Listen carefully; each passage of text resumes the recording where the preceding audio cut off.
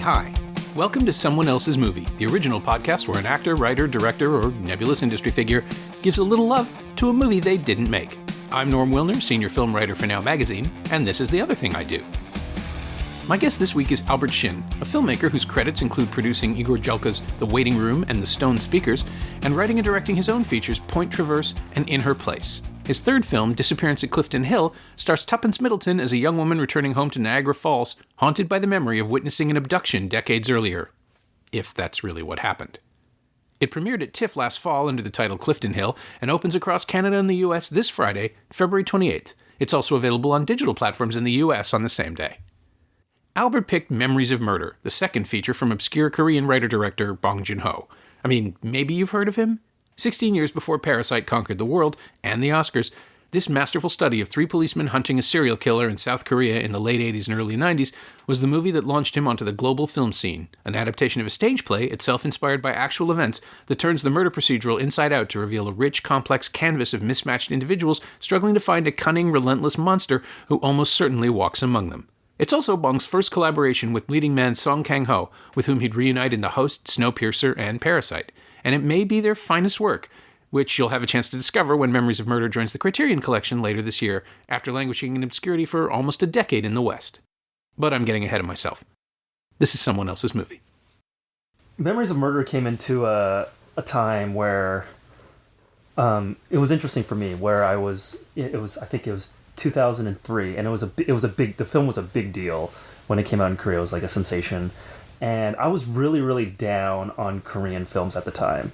My parents, particularly, were like, you should watch Korean films. They're very, they've been in Canada for 40 years, but they're very nationalistically Korean. Sure. And I was just like, you know what? These films aren't good. They're just not good. They're not good. And I was just being very stubborn and very ignorant about it, to be quite frank. Well, yeah, I was going to say, had you seen the new wave at that time? Because there really weren't that many. No, it was the Gas Station would have just come out, I think. It's the only one I can think of. Yeah, it was in 2003, it was quite a watershed year in terms of, that's when Old Boy came out at, I think premiered at Cannes, then I think Memories of Murder premiered at Venice, I think. Yeah. And it really was something that, and when I saw it, I think I saw it, because at the time, I think the way you saw Korean films was they used to bootleg them somehow, and then you'd go to Koreatown, and they would have these bootleg, I think at the time it may still have been VHS tapes, because that was the way they were bringing them in.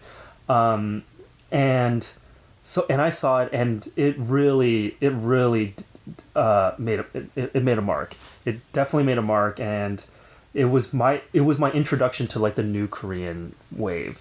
And through that, obviously there's Lee Chang-dong and Park Chan-wook and Bong Joon-ho, among others. And I just think to this day, I've always had a strange fascination with sort of serial killers and true crime and that kind of thing. It's just a natural thing that I've been into. And sure. I think everybody who grew up at a certain point in like the TV landscape, right? Because CSI, Law and Order, there's always been something that stresses fictional crime, and then you just realize, oh, this stuff really happens, and it's even worse and weirder. We develop an instinct. Yeah, we develop an instinct, and I don't know where it comes from, but I used to love like A&Es, like American Justice, and just like things that were like steeped in true crime. It was like I was so into it, and then this one. But I was such a cinema guy and a cinephile or a wannabe cinephile that to couple just my natural instinct in sort of true crime with just a savant level of filmmaking was, I think, the thing. That was the synergy that really got me, and it really made me realize that, and the thing about Bong Joon-ho is that he's always worked in genre, and genre. Maybe less so nowadays, but especially then, genre always got kind of a bad rap, or it was always sort of, it was a lower tier, quote unquote, in a lot of ways, especially during that time. And then, Old Boy and Memories of Murder, to me, it really, that was sort of the heyday of, wow, it was the most exciting world cinema at the time. These Koreans are making these movies that are just crazy and so interesting and so inventive and unafraid, to be quite honest, and just doing things and pushing boundaries that you couldn't do here. And I think there was an interest from the audience from here, but then it was the filmmaking itself that, for me, I always kind of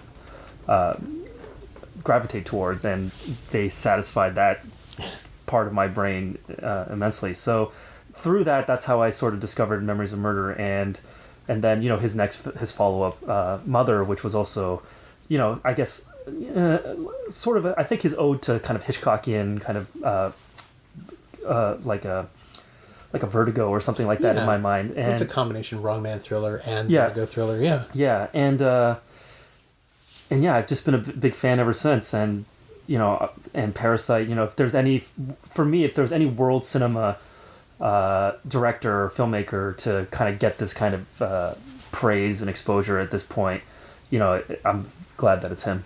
Yeah, I'm just so over the moon. I did not think it was going to happen. Yeah. Some part of me kept thinking, okay, maybe he'll get screenplay, maybe he'll get director. Mm-hmm. There's no way they embrace this. But then, of course, you forget that people respond to a good movie, period, and I guess maybe the rank balloting system, or however their new changes work, favored actual pleasure, enjoyment. Like 1917, which became the front runner based on the idea that it was very serious and very effortful. Mm-hmm. What I was calling the Inarritu rule, where if you keep telling people how hard it was to make your movie, they have to respect how hard it was. Yeah, and it's fine. Mm-hmm. I have nothing against 1917, but it's fine. But Parasite is just so satisfying and pleasurable and horrifying, and it's. It's everyone was saying it at the same time, which is kind of great. I don't feel like I'm alone in this, but it's like I finally can point to something and say, no, that's what he does. Yeah. Because everyone would say, like, what's The Host? What's Mother? What's Snowpiercer? How do you explain Okja to people who haven't seen it? And you just have to say it is everything. It's a range of feeling and tension and format and style, and it all somehow feels organic to itself and unique. And now there's a Bong Joon-ho film. That's what that is. Yeah, and it won, so shut up. Yeah, exactly.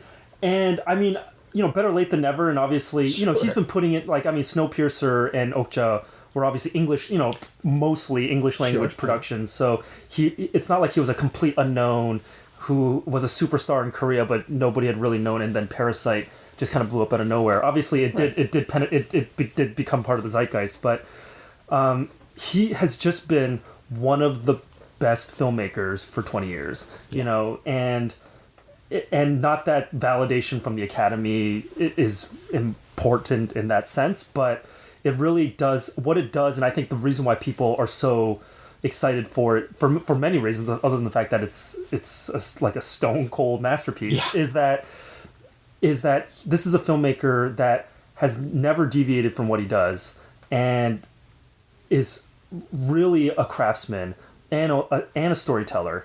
Sometimes those aren't together, but sure, yeah. And he just makes films that really speak to why, in my mind, why cinema is important. And like, it's all highfalutin and everything about this like auteur idea of, a Bong Joon-ho film is a Bong Joon-ho film and unlike anything else. Yeah. And I think for filmmakers or aspiring filmmakers or people that are just trying to make movies, it really is inspiring to know that something like that, you can make something like that and it can be recognized. And I think sometimes, you just need North Stars, when you're on the journey of trying to do this thing that's really hard, which is make movies or whatever your field is. And this film, I think, is a North Star for a lot of different reasons. Yeah, that's a really nice way to put it too. You can simply point to it. Yeah, like it's a thing that it's inarguable. It's undeniable. Yeah, and I think the reason why people, I mean, I guess if you're cynical, you could point to, some sort of PC movement or something like that of finally trying to recognize a foreign language film or whatever. But I think that isn't enough. I think it really spoke to people and it really just captivated them. And it was undeniable, like the sheer joy of watching a movie that's so well crafted, where you're just wrapped up into it, where it continually surprises you. Yeah. And also wrapped up in a way where, it's very subversive in terms of like its message and how it's trying, and it's a very universal message, especially in this day and age. So that existed in Parasite, and, for my money, like it definitely existed in Memories of Murder. Yeah. And Memories of Murder, it's interesting that Bong Joon-ho talks about how Parasite. I remember when he was sort of, I don't know, tempering expectations, but he kept saying that, Parasite has no chance of winning the Palme d'Or because it's very regional. It's so specific to Korea. Like, I'm afraid no one else in the world is going to get it. Sure. And obviously that turned out to be the opposite. He was the opposite of the case. But with Memories of Murder, it's definitely playing with like the serial killer genre and a thriller and the thriller mystery universe. But it is so specifically Korean, and for me, I get a double. And I don't know how it is for people that aren't Korean, but its characterizations are so specifically Korean that all I can do is smile at just all of it. The misogyny, the sort of the regionalism, like all of that stuff that film touches on, especially during that time, which in the film it takes place during the sort of the military rule in the 80s. Yeah, I have to admit I had completely forgotten about that factor. And like he doesn't overplay it. No, it took me, I think, half an hour into the film, watching it again this week, to realize, like, oh, right, that's going on. Because there's little moments of people listening to the radio, and they're preparing for demonstrations, and the blackouts, and at one point, I think the reason when a crucial moment about 2/3 of the way through, where the song plays on the radio, and everyone has to scramble to find out where the next murder is about to happen. They can't get a single soldier because both garrisons are busy quelling pro-democracy protesters. Right. Which was, in Korea, which was a huge deal. The thing about Korea, which is interesting, is that, that movie was made in 2003, but its authenticity, just in terms of my, I spent a lot of time, not in the mid-'80s, because I was born in the early 80s, but in the early 90s, I would spend every summer in Korea. And so that Korea that is represented there is very similar to the one that is from my youth and my childhood. And his attention to detail, and is really, really, just really, really strong. And just, like I was saying, the characterization and sort of he's playing with kind of archetypes of kinds of he has the Song Kang-ho, the main detective, has his sidekick who's like incredibly violent and has a short fuse. Yeah, and looking for a chance to flying kick someone. Yeah, and it could feel like a caricature for sure, and he's playing on that, but it's actually incredibly accurate how people are like that in Korea. And that, when I was growing up, I saw that everywhere. And so for him to take it to the line of it being sort of and the genius about him is that he kind of makes it comical, even though there's nothing really comical about it, but his deft hand at being able to do both things at the same time is, as a filmmaker, is the thing that I think probably most other filmmakers, beyond everything else, marvel at. The way he can balance tone is, as someone who tries to do it all the time, is one of the hardest things to do in movies. I can only imagine. Simply, it's one thing to have it on the set, it's another thing to have it in the script, and then to finally cut it together in a way that balances. I mean, there's a moment in Memories of Murder that is hysterically funny and incredibly sad at the same time, and it's a flying kick. It's the one in the middle where he just launches himself into frame during this horrifying confrontation. It's like, how am I laughing? The tension is still there. Yeah. But to set that up, to know that this is the button, that this is the thing that's going to work. Yeah. To sell the laugh. He's remarkable. I have yet to actually meet him, but I've interviewed people who've worked with him, and they all say the same thing, which is that he knows exactly what he wants, and it's a question of expressing it. You have to understand what he wants, and if you execute it, it's perfect. Yeah, and and I guess maybe an American comparison of that, like the Coen brothers, for instance, they have a certain language that they use a lot of times, most of the times in their films, and either you can play in that lane or you can't, and if you can, you obviously they use certain actors again and again. Sure. And whatever genre that they're working in, there's a Coen-esque thing that they can do, and Bong Joon-ho definitely has that. And the thing about him is that because he's more reckless, it's an interesting combination of what looks like reckless abandon but incredible control in terms of what he's doing, which when you watch it, it's like, this is not just like he's just free-forming and he's like a great freestyle rapper and can just, make just make moments happen. It's like everything is very, very controlled what he's doing, but the way he goes about it and sort of the chaos, or that he can sort of control and present, is really, really fascinating. And it's just, I don't know, it's amazing. It really is. Well, and Memories of Murder now in the rear view mirror looks even more. I mean, it predicts it. What is it? 4 years ahead of Zodiac. Because now I can point to it and say, oh no, it's a Zodiac. And you'll understand. And this guy was even called the Zodiac Killer. It just never comes up in the movie. Right. But it manages to touch on all of those same things: the obsession, the ambiguity, the sheer horror of never knowing. And then to give you the but it does something that Zodiac doesn't do, which is that unbelievable shattering final shot, which should not work at all. Yes. Especially to me, who is not part of the culture. Like, I don't have any of the baggage that the audience would have had in Korea. And it just, I forgot it was there, and it gutted me. Just I mean, boom, right out of the screen. And it's just, and it's so tossed off, it doesn't even last long enough to resonate. I mean, again, he just knows it'll work. He knows it'll work, and that's obviously, when you're making movies, a lot of it is all the decisions you make before you get to the day. And one of the big ones is this was his first collaboration with Song Kang-ho, that actor who is, Korea's, for my money, Korea's greatest actor. Most Koreans would probably say the same thing as well, which is, he is such a chameleon, but he is such a, he's kind of, you read like sort of the American reviews of that film, and he's kind of playing like the dopey doofus a lot detective. of people called him a buffoon. A buffoon, which there's a little bit of that, but the calibration of what he's doing as an actor, and with Bong's direction, is a marvel to behold. And he plays, for people that know his work, like he has played everything. He's played kings to monsters, to the biggest doofuses in movies, and everything in between. And he is, and he is also Korea's most revered and most sort of famous actor. So, it'd be like, it's like a Philip Seymour Hoffman or something, where you look at him, he's not like the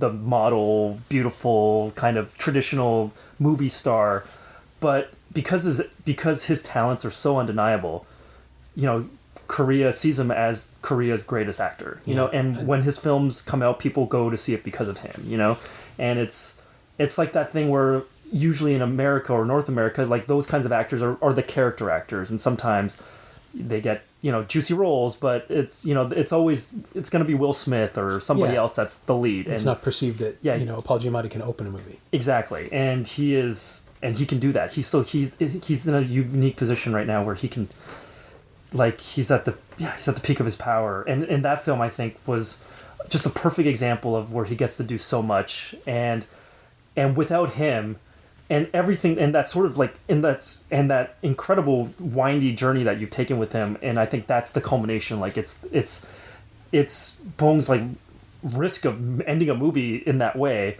which for people who haven't seen the film, I don't want to spoil it, but it's a very bold, and it absolutely and it can definitely blow up in your face. As a filmmaker, I would be like, well, let's do an alternate version as well. Yeah, and I've seen 4 or 5 movies where it does not work. It does not work. Same exact trick. Same exact trick. Yeah, falls totally flat. Totally flat. So everything is about.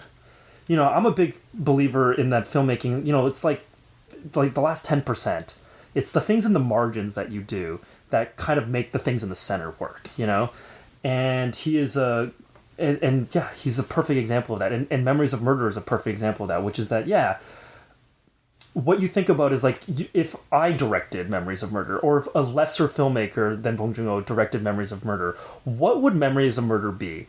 And, I don't know, because we don't have quantifiable proof of it, but I would think it would be considerably more derivative, and kind of and less what the specificity that a filmmaker can bring. And that's the stuff, like the margins it's the wrong terminology, but it's that thing that a specific filmmaker can bring to a piece of work that makes it something that's truly special. And I think all of his films, and for me, like, I love Bong Joon-ho and I love all of his films, but I like some of his films more than others, and some of them are like not my favorite of his, but what he always brings is like what we've been talking about, which is this very specific Bong Joon-ho ethos. Yeah, I guess is the word. People have described his filmmaking, I'm sure I have too, as idiosyncratic, but I think that just means that we don't know what to call it, and what we're really trying to say is that it simply sees, I mean, if I was asked to describe his particular approach, it would simply be that he sees people, and it's not just his leads, he sees everyone. He gives everyone, if not a moment of dignity, because that's certainly not the case with all of his films, but he allows us to understand who they are and why they are who they are. Right. I think about Song in The Host, Yeah. who is someone who is slow to act, but absolutely committed, and then you, over the course of the film, you just understand that he feels outclassed by everyone around him, and he has internalized that.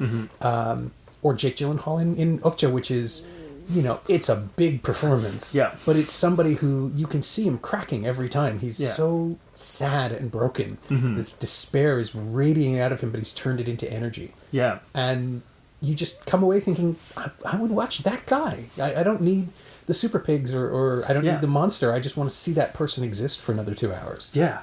And here too, I mean, everyone gets a story. Yeah, everyone gets a story, and even just to kind of go a little bit more foundational in the screenplay itself, and how kind of meticulous it is, and how deceptively meticulous it is, which, like, the way he sets things up and the way he pays them off, and sometimes it's, with like specific story beats, like he introduces a student character that has a sort of a payoff in her arc later on in the film, and those are kind of like screenplay things that you can see. But just in terms of his visual motifs and how he can craft an entire set piece about, like, I can only, because sometimes I'll do this exercise where it's like, how this scene on paper, what does it read like? And if it wasn't for the way it was directed, how does it read? How does it play? And what are the studio notes, or when you show it to your filmmaker friends, be like, can you read the screenplay? And being like, what is this? And a big one is, there's a huge set piece that takes place in like a rock quarry, which is incredibly done, and the payoff of it is, like, the way it's set up is really sublime, and it's almost obvious, when you see it. It's like, oh wow, that's so easy and simple and clever, but not, he's not doing gymnastics trying to come up with something to make it like snappy and interesting. It's just the way he sets it up, the way he pays it off is really sublime, and I think the screenplay works in that way. And then when you couple that with a filmmaker that can match that with his sort of directing prowess, it is I think for me, even if you don't work in the genre space, or you don't want to make a film that's about a serial killer or a mystery film, the things if you're an aspiring filmmaker, the things you can learn about storytelling, because what he is first and foremost is a filmmaker. He tells films through the moving image, and he is one of the best at it. There's always people bring up like Spielberg, who's great at blocking. Like, when you watch a Spielberg block a scene, you're like, wow. And like, there's definitely truth to that when you see some of the stuff that he's done over the years. Sure. Yeah. But in that same way, Bong Joon-ho, he is in his bone marrow a filmmaker, where he is using every tool that a filmmaker is given to paint his canvas, and it's really exhilarating to watch. And so when I watch it, I must have seen it 10 times, in my life. But every time you watch it, it's the thrill of him doing things that, at this point, because I know the story beats, sure, yeah. But it really is the thrill of how he achieves things that still gets me every single time. Yeah, well, and I laugh at things that, he does, and like, when I was rewatching it again, it did it to me again, which is, I don't laugh at jokes again. Like, once I know the joke or something, it's really hard for me to like laugh at it again. Sure. A perfect example of that would be, I'm getting a little off script, but when I saw Force Majeure, the first Force Majeure, right. I had never laughed so loud in my life. But the second time I watched it, like, I really enjoyed it, and I really loved that movie. But like, the laughs, I didn't laugh at it the way I laughed at it. That kind of like gut. Well, sure, yeah. Laugh, because the element of surprise is gone. The element of surprise is gone. But there's something about Memories of Murder that get it, like the things that the effect, like a laugh or a thing that it just works every single time. And I found myself kind of smiling, chuckling at things that I smile and chuckle at every time I watch it, which is, another amazing, just an amazing film. Like Kyung-ho falling out of the cupboard, that sort of thing. Yeah, that gets me every time. Even though the first time I saw it theatrically and everyone went, like, it's a shock. Yeah. And now it's just, of course, that's right. That's where he hides. Yeah. Because he just doesn't know not to. And it's funny, but it also sets up everything else about him, which is all these misfiring intentions, and that's a leap. I mean, a mentally challenged, developmentally challenged character, 20 years on, feels uncomfortable. At the time, I remember it just sort of rolled past everyone else. This is a character in this village. Yeah, and you know what? And the thing is that, obviously the film, in a lot of ways, and he's speaking to a time. So I think the film is actually incredibly ahead of its time, because if for people that know Korean cinema is incredibly transgressive for the most part. It's incredibly brutal. It's a lot of times it's not kind to women or any sort of marginalized group at all. Yeah, that's been my experience. Yeah, it's not. It doesn't show a lot of, or even if it does show sympathy, it's usually through some sort of misery porn angle. Literally sympathy for Mr. Vengeance. Yeah, right? I mean that's kind of the building block of it. But for him, he's reflecting the way things were at the time, but I think because of the care that he puts into these characters, and I think the way he, like you said before, like there's sympathy for these characters, even for even for the ones that aren't very sympathetic. There's a strange pathos that he can conjure with these people that I think is incredibly ahead of its time, especially in Korean cinema, which that's not, even to this day, is not exactly what it's known for. Yeah. And there are things that in my mind I think he's doing, there's a comment on, which is a thing that I've always brought up, and I say it to all my Korean filmmaker friends, is that there is a motif that is very prevalent in Memories of Murder as well, but there's a payoff to it, which is I've watched family films, I've watched G-rated family films in that are Korean, to the most brutal, I Saw the Devil Korean films. And there is always a motif of stomping and kicking. Koreans love stomping and kicking in movies. It's in every Korean film I've ever seen. Even ones that you would never think the most Snow White movie, and somehow, some way, they'll work in a stomping and kicking sequence. Okay. And, Memories of Murder obviously has its fair share of stomping and kicking. Yes. And rarely justified. Rarely justified, but I mean there is a story payoff to the stomping and kicking that I think is, for me, I think it's an interesting comment on that. And not that he's saying something about literally stomping and kicking, but I think there is something about Korea's, Korea's stance on violence, and Korea has a very violent history, obviously, and especially in the 80s, even to this day, but especially in the 80s, where, it was a very violent time, and they were not that removed. They were only one generation removed from the Korean War, which had a very devastating effect on that country. Sure, yeah. And, and it just, for me, I think the way he plays with social commentary, and, a lot of people are bringing it up for Parasite as well, but it's really in all of his films, is, I think, because there's a slyness and a sleight of hand to the way he does it. I think it goes down easier for people a lot of ways, and it kind of worms its way in your head, and you think about it. Maybe even if you're not thinking about it in political or social terms, just it sticks with you in a strange way. So and certainly the people who are doing most of the punching and stomping and kicking in this film are abusing that authority. Yes, they're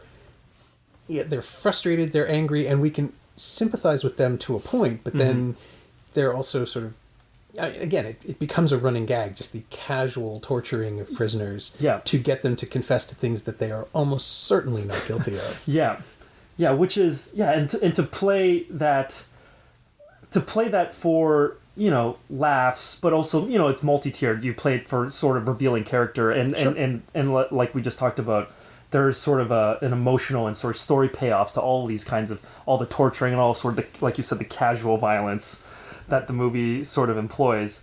I mean, to the point where the chief kicks someone's legs out from under him as a comic moment. Yeah, as a comic moment. But we're still furious. Yeah. and it lands. I don't know. It's crazy. It's crazy. I don't know how he does it. So in that case, let's see, I'm trying not to spoil it for people who haven't seen it, because I know it's been out of circulation for a while. But there's a character who loses a leg, which feels to me pretty symbolic. But on at least two levels, right? Yeah. And it's simply the result of machismo. Like he just doesn't go to the doctor because it's just a scratch. Yeah. And this happens. And which also, that moment weirdly grounded me in time in a way that a lot of the rest of the film does. And there are rotary phones and there are a few signifiers, but it could be taking place in 1997. It doesn't have to be 1986. Yeah. But then you remember, oh, that's right, tetanus was a thing 30 years ago, even in certain parts of the world where the vaccine just wasn't popular. Yeah. And how shocking to see that movie now and just realize, oh yeah, that's what happened to him. Right. I forgot. And it really, and he's in a lot of ways, in terms of the hero side of things, is the most unsympathetic character. Yeah. But you feel really, because obviously without ever stating anything, I mean, there's some throwaway casual lines of dialogue where, like, obviously he's had a very hard life, whoever this character is, and that's clearly informed how he works out his angers or frustrations or how he goes about his job. And, sort of the last payoff of him, which is just like, without giving anything away, he's like sitting on a kind of a hospital bed about to go into surgery. And it's weirdly effective. And I feel really, really bad for him, and like, almost like he was never given a chance, and And I think, and ultimately, I think that's what grounds, and I think that's why people are responding to Parasite, because for all the filmmaking bravado that he exemplifies, it really, ultimately, it's story and character and people's connection to those things, and I think that's ultimately every story, whether it's film or book or music or anything, and like that's what people respond to. And if he didn't have that, if he was only just a stylist, then it doesn't resonate the same way, like Girl with the Dragon Tattoo or whatever, something like that, which is, every version of it, even the Fincher version or the Swedish version, they're beautifully crafted, they're intricate mysteries and doing sort of all the same things. And they have a character that, is, on paper, she's damaged and, there's all this sort of subtext to everything that's happening, but it doesn't have, I think what it doesn't have is that deft touch that he brings that just makes a thing like that really resonate and you feel it. Like, what I mean? I felt really, really bad for him, at that point in the film. Sure. And the film had given no reason for me to feel bad for him, so I think that's the magic trick. Yeah. Well, we see him as a person, more importantly, as a human being.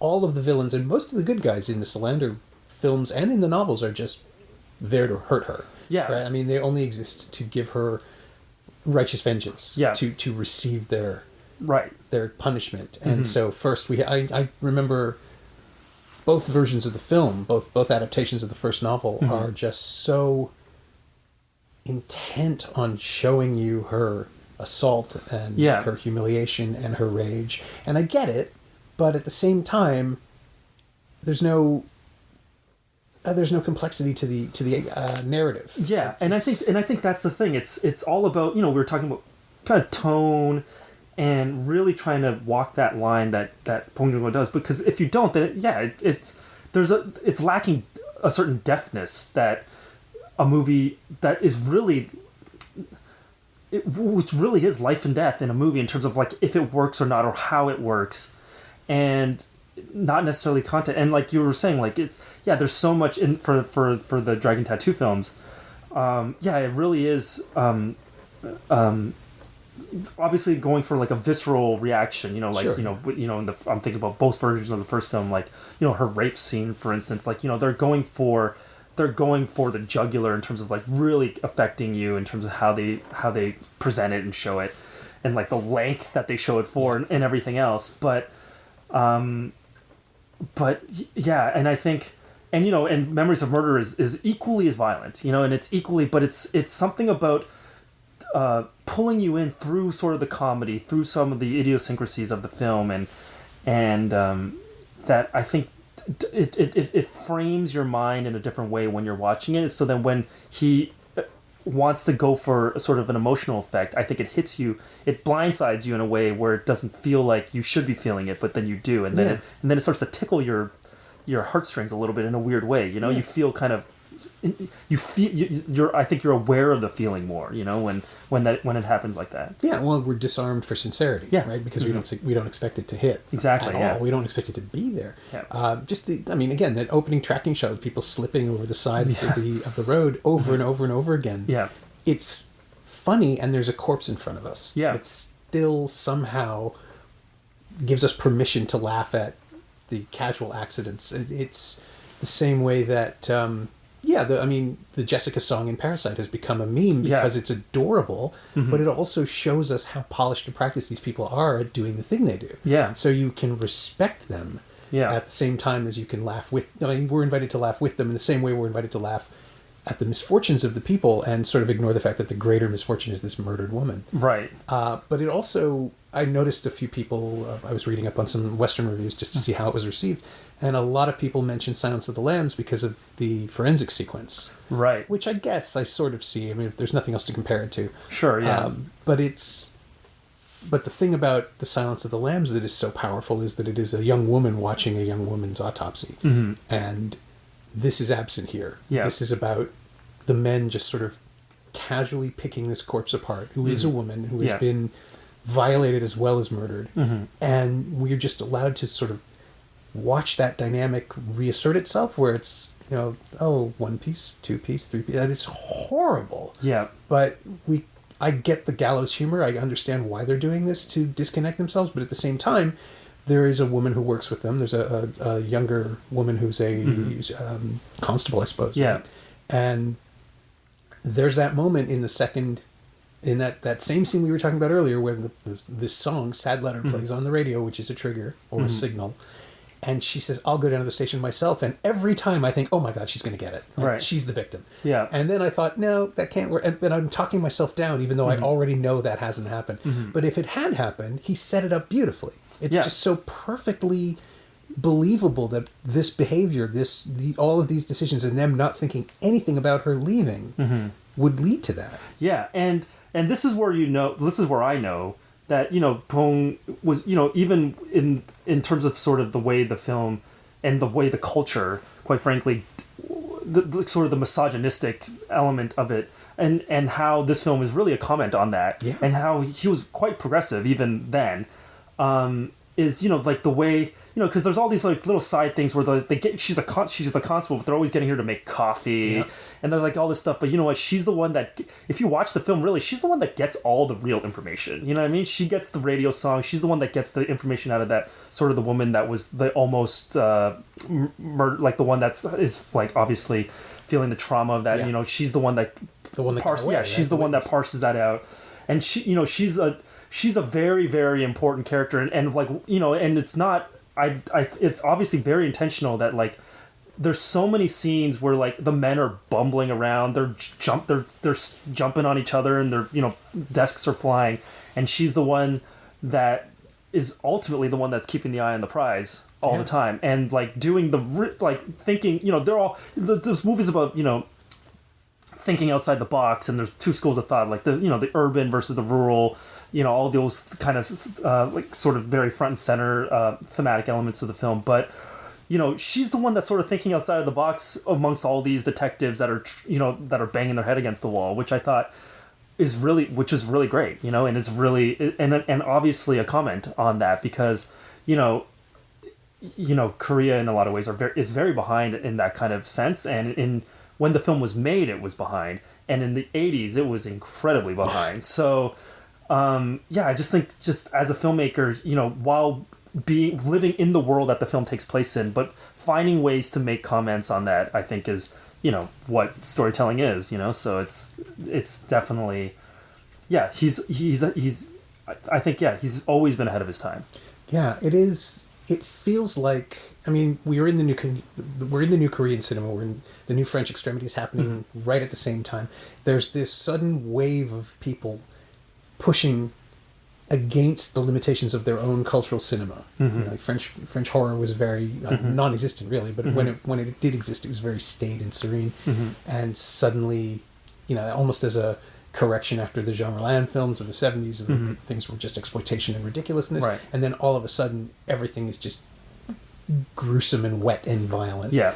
And the same kind of explosion happened in Korea, but what were the 80s and 90s films like? I have almost no knowledge of them. Right. So, I mean, I'm glad you asked that. Yeah, what was he because like reacting not that I'm a Korean cinema history buff, but I know a little bit about Korean cinema and the way it worked, and in the late 90s, early 2000s, like the Korean government enacted a screen quota system to kind of build up a Korean film system.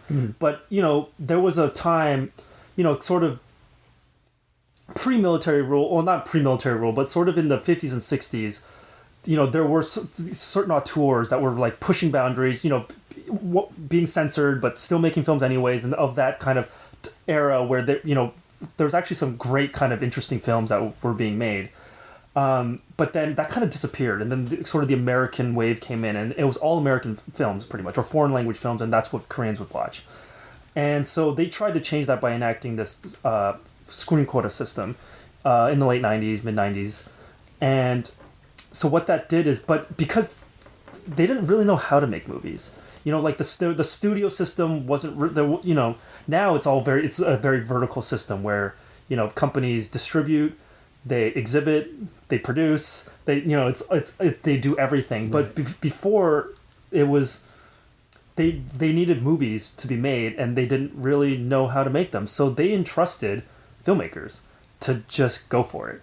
And when was this? And this was right around this time in the early 2000s. This is the start of it. So this was sort of the start of it, where they needed movies on the screen, and because they didn't know any better, they let these filmmakers make movies, and that's where all the great Korean, like, when people think about Korean cinema, they think of, Bong Joon-ho, or they think of Park Chan-wook or Lee Chang-dong. They all made masterpieces, or in a little bit more of the margins, like Kim Ki-duk, who he's doing his thing. But they all came out of this time where they entrusted filmmakers to just do what you do, and through that there was an explosion of really interesting filmmakers that were taking their frustrations in terms of what was happening in the world, and like I said, sort of this transgressive nature of sort of the Korean ethos at the time or even now, and putting it into really adventurous cinema, where there were no rules, there were no like, oh, this is too far, you're taking this too far, you can't do this, people won't want to see this. Like, they didn't have those rules because they didn't really know. So through that, all these amazing filmmakers kind of came out of it, which unfortunately in the last 5 to 10 years has been stifled, because now the opposites happen. Now they have formulas, and now they know what works, and now like it's all just top down executive orders of how you need to make a film. So they've taken the power away from filmmakers, and that is the reason why my biggest complaint has been, where is the next Bong Joon-ho? Like, where is the next Park Chan-wook out of Korea? They don't exist, and the reason why it doesn't exist is, in my opinion, it's not because they're not there. It's because they're really being stifled, sort of by this extreme studio system that has kind of is a result of the success of movies like Memories of Murder and Old Boy and some of these other films that people recognize. And so it's really interesting to watch, when sometimes, I guess it's my argument for when you let filmmakers just do the things that they do, you get movies that are very specific, and they're very regional, like, Old Boy or Memories of Murder, like, those are very Korean films, even if they're playing with genre tropes or whatever that people recognize around the world. They're so specifically Korean, and they work. And I've always been of a believer of, like, the more specific something is, the more universal it is. Sure, and that really, really, I think, reflects, and the films that were kind of coming out during that time, and it's just like that groundwork obviously is kind of bearing fruit in like the biggest way was with Parasite or something like that. But it's such an adventurous cinema that in the last few years, unfortunately, has been sort of has been really, really stifled, I feel. So Yeah. Parasite is, even in Korea, is sort of a huge breakthrough. But at the same time, when you're a filmmaker of that caliber, so filmmakers that are of that era, they have a license that the new filmmakers do not. Obviously. Exactly, he'll be allowed to do whatever. And he's always been allowed to do whatever he wants because he has that built from his when he first emerged. Sure, but, and now international backing as well. Yeah, because of the exactly. American stuff. Yeah, so I wonder if maybe the next step is to just force mentors. Just get do what the TFCA does with the Clyde Gilmore Award and designate someone. As your beneficiary when you win a prize. Yeah. And just, the filmmakers who are making The Wailing or Train to Busan or the most recent one, Extreme Job, which is this... I never saw that one. No, everybody missed it. It played for... it was one of those standard 4 walls for a week at I think Welgo released it, actually, but it was dumped into the Young and Dundas Cineplex. Right. It's great. Oh, wow. And what it is it's a cop movie, basically. Like an undercover squad of misfit, idiot, angry detectives is assigned to run a chicken joint across the road from the mafia. Oh, I heard about this movie. Yeah, and then the recipe takes off, and they actually have to run the joint. Yes, and that's I think that's the way in now. You that's how you make a Memories of Murder. You say, oh, I'll make this serial killer film, but I'm going to deliver it this way. Yeah, and I think I can see what you mean about the studios just not being interested in anything that bends the existing limits of the genre, but. Yeah, Extreme Job made me think that maybe you can do it, or Train to Busan or The Wailing, where they take conventional stories and they just make them the best version of those stories by focusing on character. Yeah, and obviously, clearly there's outliers, of course. Sure, but I see what you mean about. But it has really been it's sort of been it's been sort of tough for sort of the emerging, and obviously I have a vested interest in sort of the emerging class of filmmakers out there, and. Yeah, it's really, really tough because it's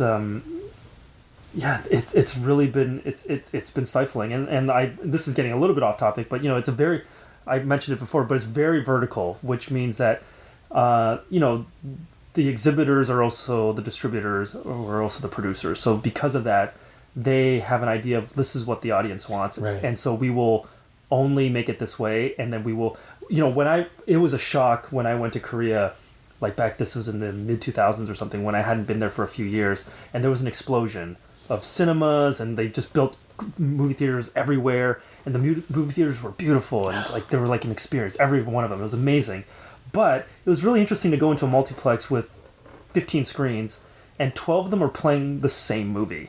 Okay. And it was their movie. Right. You know what I mean?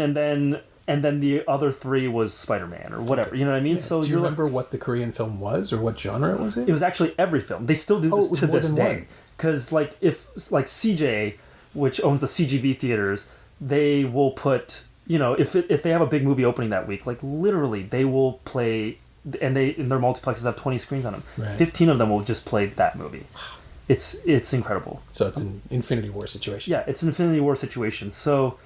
And obviously, there's a big discussion and discourse right now amongst the independent filmmaking class in Korea, because they have so many screens, yet they can't get on any of them, which is crazy, So, because Korea is not one of the only, but Korea is a place where people still go to the movie theaters, Like Netflix is having a hard time breaking into the Korean marketplace in a substantial way because people still go to the movie theaters. It's still a predominantly social act. It's still a predominantly social act because it's a small country where people live at home until they get married. So if you want to go out somewhere, it's not Netflix and chill, because it's then Netflix and chill with my mom cooking in the background. So it's that you go to the movie theaters, and so it is a communal thing that people do as a social thing, and they do it in droves. People really go to see movies in Korea. So the appetite is there, the viewers are there, and the theaters are there. Yet there is a monopoly. Yeah. And so this is very much off topic from Memories of Murder, but this is my soapbox of just trying to you have a good thing and then somehow it's it's not like we don't know about a similar situation here in Canada where Cineplex dominates the market to virtually not even virtually anymore, the active exclusion of other competition. Yeah. And so, it's not like I said, it's not a unique business practice. It's not like they invented it. Clearly, it's existed and exists all around the world to this day. But it is interesting that a movie like Memories of Murder is, from a unique mind. It's from a unique filmmaker, but it's also from a unique time and place. Yeah. I think, and like a lot of great work. It's like timing is everything, as they say, and that movie really. It came in my life, came at the right time, and it came at the right time, I think, in Korean cinema because it legitimized the Korean cinema to Koreans as well, which is another thing that I didn't really mention because it had a festival success and it kind of had a moderate breakout internationally, but it was a ginormous success in Korea, and to that point there weren't a lot of sort of box office successes in Korea, and in Korea they do it by ticket, the number of tickets sold. And it's one of the few films that got up until that point got to the 10 million tickets sold number, which for a country with 40 million people, that means 1 in 4 people saw Memories of Murder in the movie theater. That's amazing. Which is, when was the last time that happened in Canada? For 25% of Canadians for a Canadian film. For a Canadian film, I don't think it's ever happened. Even a movie like Infinity War, like some huge, like does 100 million people watch the movie in a movie theater? Probably not. Yeah. But like that's literally, because the biggest Korean films have 10 to 15 million tickets sold, which is astronomical. That's which incredible. Which is crazy, And Parasite was another one. I think it capped at like 14 million tickets or something, which is incredible. But yeah, 14 million tickets sold, in a country with 40 and change million people that's insane. And you take out everybody under the age of 16, let's say, I was about to say, and then people that are over the age of 70, then you're really like literally 1 in 2 people saw Parasite in the movie theater, which is crazy. And something like Okja, which was a Netflix film, and because of the distributor exhibitor conflict with Netflix, is I don't know, but it didn't really have a theatrical release anywhere, I guess. No, yeah. I mean, it played, I think, New York, LA. Toronto had it for a week, but it was billed with other Bong films because that way they could... Which I saw Memories of Murder at the time at the Lightbox. Oh, was that the restoration? No, it was before the restoration. It was before the restoration, yeah. I think they threw in a Blu-ray or something. Or maybe it was a DVD of some sort. Surprised, yeah. I missed it. I was in New York over the American Thanksgiving, and the 4K was playing at Lincoln Center. And literally, I went with Kate and I went with Polly and Anna for a weird double date Thanksgiving thing, which was actually delightful. But we both realized this at the same time. It's like Memories of Murder. The only screening that's playing there starts literally as we land in New York, so we couldn't even make it. Right. But the idea that there was a celebration of the new Korean cinema, and all of these restorations are coming out, which does get us back to Criterion releasing this, which was just announced, which is amazing, so great, which is amazing. I have nothing but love for this new renaissance of Pong stuff, because my God, he's always been this good. Like that's what watching this told me this time. Yeah, he's always been this good, and great on Parasite for, if Parasite, for every great thing that has happened for Parasite, I guess the collateral sort of benefit is that people will go and watch what else has he done. And if you go back and watch The Host, or like he made a monster film, which is just like the most delightful and enjoyable monster film you can watch, like everything he does, it's just, he brings a certain specificity that is very much his personality and what he brings as a filmmaker that is just so undeniable that they're just delightful cinematic experiences. Even though he deals with quite dark and seedy kind of subject matter, and even that film's like, going into The Host a little bit. It's so funny, and like I'm sure I haven't seen it in a while, but I'm sure the CGI doesn't hold up at all or anything like that. Better than you think, because it was finished on film, right? So it still looks pretty good. It doesn't have that thing where the midpoint digital stuff is. I know what you mean. Yeah. It's. I was really happy to find out that it's still. But I mean, like the film is about. I mean, not to spoil it, but the film is about saving like your youngest family member, and then the movie. And like, they don't save her, what I mean? Like, they don't give you that, and like, I don't know. yeah, and he's always the wrapped up. In a lot of ways they go down easy. He's not making. He's not a Romanian new wave filmmaker. You know, it's not Sierra Nevada or something like that. It's not 4 months, 3 weeks, 2 days. Right. But Mother's a little slow. That's like the only thing I can say against it is that it moves very slowly. Yeah, it moves really slow. It's deliberately. It's very deliberate. It's more. It's like, I guess it's his version of his slow burn movie. Yeah. But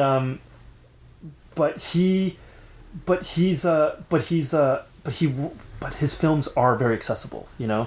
And even like he says, like that 1-inch barrier of subtitles, it's just like they're so cinematic that you can, he is, I think for me, has always been the spokesperson for sort of what cinema and how adventurous cinema can be, and how specific to you it can be. You know, while still giving audiences something, while not being alienating. I guess that's what I'm trying to say. Like, he's not an alienating filmmaker. He's very inviting. Yeah, no, absolutely. He brings the audience into his world in a way where he wants them to have all the feels. Laugh, cry, jump, all that stuff, So, and I think there's something to that. And the way he can do it where he's not pretentious about his filmmaking, which I also admire, because sometimes you can be very self-serious or very precious about what you do, but and obviously he cares a lot about what he does, but like I said, it's not alienating. It's not it feels like you're allowed to join the Bong Hive and enjoy his films, like collectively, and that's really what movies are, Yeah, I think the only other filmmaker I can even think about comparing him to is Guillermo del Toro, who similarly just wants you to love what he loves, right, or watch what he wants to watch. He's not. His films are very specific, and I know people have trouble with the tone half the time, but if you are open to it, if you connect to his stuff, there's so much pleasure, so much joy to be had watching those films unfold. Even, The Devil's Backbone or I'm trying to think of another similar, like Crimson Peak. These very dark... Well, yeah, Mimic is a monster movie, though. It's more fun. Yeah. The big, serious propositions he makes are still beautiful to watch, and you can feel the pleasure that they took in making them and realizing them. And Pong's films are the same in that they want to tell you a story, and if you sit still, you'll get it. Like, it's not hard. Yeah, exactly. And I think as I get kind of older, not that I'm that old, but like I really respond to whatever lane a filmmaker is working in. Just like, am I seeing the joy of cinema and like what you're doing, and even if it's serious subject matter, where it just like the less labored it feels, I think I'm just been responding to that kind of material a lot more lately. I don't know why. No, I get it. Yeah, but because I think there was a time in my life where that wasn't the case. I was very much into something that's like the harder it is, the more. Like we were talking about earlier, which is like the harder it is, the better it is in some way, and I don't subscribe to that, I think, anymore. Well, I think the longer you work in anything, the longer you spend making your own art, the less patience you have for people who tell you it has to be so effortful, because it's effortful enough. Like, it's hard enough to just work in the industry and do the thing that you do. Yeah, for sure. And not to say, like, and I love very effort-filled movies. Don't get me wrong, but there's the effort of an Edgar Wright movie and the effort of an Inarritu film, right? Like or even Cuarón versus Inarritu. Yeah, for sure. There's like these glorious, intricate, elegant pieces of cinema that tell stories through elaborate takes or incredible story mechanics or complex visual effects with where you're CGIing people's heads onto things in order to make the story work. And then there's the ones where, we ate a raw beef liver because that was the only way to really capture the eating a raw beef liver. I think there's like something that it's something about a filmmaker's like self-esteem that can work its way into a film, and I think that's what we're talking about, which is like, probably, when it's about something other than the work that you're presenting, you know what I mean? And I think the example of Inarritu is some of that, where, his talent as a filmmaker is unquestionable, clearly. Like, he's an incredibly talented filmmaker, but some of his work, it's more about telling people how talented you are. Yeah, than it's about demonstrative. Yeah. And I think it's worth pointing out that The Revenant has the same final shot as Memories of Murder. Oh yeah, but that's it right. does not land for me. How about that? That's a perfect example of one where it feels like the intention of the feeling is successful in one. I mean, this is subjective, of course, but in the other one, it just feels labored. Maybe. Yeah, it's like an underline. Yeah. He's got a Sharpie and he's going to make absolutely sure you get it. Yeah. I mean, I've seen The Revenant, but until you mentioned that, I didn't remember that, but now I do remember that. Yeah. I remember. Yeah, you weren't wrong. This movie does this very often. A weary, angry sigh. That was me coming at the end. Right. But yeah, so to that end, you have your own film coming out, and I don't think that I see an immediate connection, but is there anything from Memories of Murder that you have used or borrowed or reinterpreted for Clifton Hill or for anything else that you've done? Well, there are a few films that I watch, regardless of what I'm doing, just as a way to get me pumped up about movies. Okay. And Memories of Murder is definitely one of them. But for sure, I try to steal through osmosis. So instead of me being like, I'm gonna do my version of this shot, I'm going to do my version of this shot and then trying to implement that and stealing that way. I do try to do it through osmosis. Okay. However, going back and watching this movie, post making Clifton Hill, I hadn't seen it since I made it, but I did screen it a couple times while I was kind of getting ready or writing this movie. There is a scene that kind of is exactly almost like almost not shot for shot, but there is a framing device or a shot or blocking device that is very similar in something that I do in Clifton Hill, and that's in Memories of Murder. Much better done in Memories of Murder, being completely objective about it. But there's this scene. There's a beautiful, not a beautiful. That's the wrong word. But there's a really incredibly well crafted sequence of one of the kills, or whatever you want to call it, Memories of Murder, which is it's a woman walking down a rainy kind of farm path, and she's kind of whistling to herself, and then in the background somebody else kind of whistles, and then there's this beautiful shot where she's like looking around. It's beautifully blocked and beautifully edited in terms of like the information, how it's parsed out. And there's one where she's looking out into like this field of like this grassy field, and in the background this person kind of pops up and then kind of pops back down into the grass. And there's a scene in my movie where a character is introduced where it's very similar to that, almost like I stole it.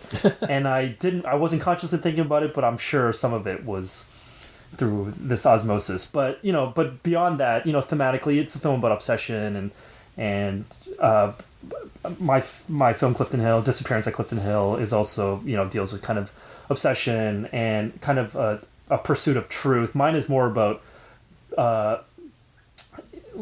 questioning if it's a pursuit of truth more than an actual pursuit of truth. But yeah, I think it's one of those films where for me, I screened it before I made Clifton Hill, and the reason was because you watch it and you're like, wow.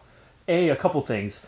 I have a long way to go before I feel like I'm a real filmmaker, but also, like, look how great movies can be, and like, let's strive for that. Regardless of how much I fall short of it, it's like I'm getting to do the same thing as this thing, and like, let me do it to the best of my ability and kind of go for it, and like take chances or take risks or whatever kind of pep talk you have to give to yourself before you make a movie. And I think Memories of Murder, for all the films I've ever been involved with, has been like my pep talk movie.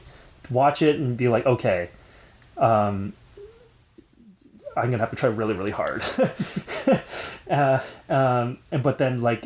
But yeah, I get to do this thing for a living, which is pretty, which I don't take for granted. That's great. And then in a few months' time, people will be able to watch it on their Criterion Edition or channel or whatever and pump themselves up the same way. Yeah, and I really hope they do. Yeah, because it really is for people that are in that genre. I love Zodiac as well, but it's fun. Yeah, but I love Memories of Murder, and this is the best serial killer movie out there. So for people that are into that or just into anything, that's good. There's your challenge. There it is. My thanks to Albert Shin, whose new film Disappearance at Clifton Hill opens in theaters in the US and Canada this Friday, February 28th. It's also available on digital platforms in the US if you can't find it at a theater near you. Thanks also to Olivia Nassner. She knows what she did. You can find Albert on Twitter at Timelapse Pictures, all one word, and don't worry if the Stone Speakers pops up there somehow. And while the Palm Pictures DVD of Memories of Murder has gone out of print, the Criterion Collection will release it on Blu-ray and DVD, mastered from the recent 4K restoration later this year. You're going to want to own that. As always, you can find me on Twitter at Norm Wilner and elsewhere on the internet at nowtoronto.com. You can also find this podcast on Twitter at Semcast, S-E-M-Cast, and on the web at someoneelsesmovie.com. Our theme song is by The Last Year. If you like it, or the show in general, say so. Leave a review on Apple Podcasts or Google Podcasts or wherever you've been enjoying us. Every little bit helps, it truly does. And check out the other shows on the Frequency Podcast Network. They're pretty good. Thanks for your support, and thanks for listening. See you next week.